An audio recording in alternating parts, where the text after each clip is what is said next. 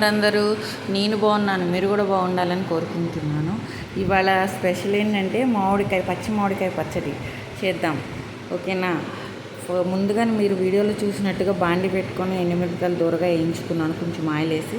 తర్వాత mango peel స్లోగా తీసుకుంటున్నాను. మీ దగ్గర పీలర్ ఉంటే పీలర్తో తీసుకోవచ్చు. నా దగ్గర పీలర్ అవైలబుల్గా లేదు కాబట్టి నేను నార్మల్గా చాక్తోనే తీస్తున్నానండి. తర్వాత రోట్లో మనం ఆల్రెడీ కొంచెం దూరగా వేయించుకున్న ఎండుమిరపకాయలు వీడియోలో చూపిస్తున్నట్టు ప్లేట్లో జీలకర్ర, ఉప్పు, వెల్లుల్లిపాయి, మామిడికాయ అన్నీ రెడీ చేసుకున్నానండి.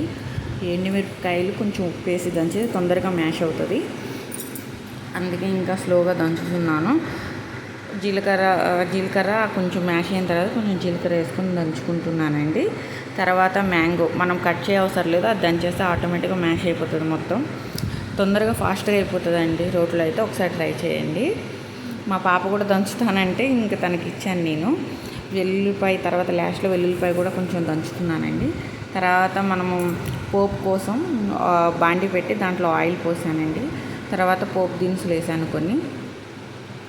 తర్వాత కరివేపాకు, సేమ్ యాస్టీస్ మనం పోపు ఎలా అయితే వేసుకుంటామో సేమ్ ఆ ప్రాసెసేనండి, డిఫరెంట్ ఏం లేదు. వెల్లుల్లిపాయ కొంచెం నేను ఆ రోటి పచ్చడిలోనే కొంచెం వెల్లుల్లిపాయ పోపు కోసమని దంచుకున్నాను, అందువల్ల అది కొంచెం రెడ్గా కనిపిస్తుంది. తర్వాత మనం ఏదైతే నూరుకున్నామో రోటి పచ్చడి దాన్ని ఆ మిశ్రమాన్ని దాంట్లో వేసేసానండి.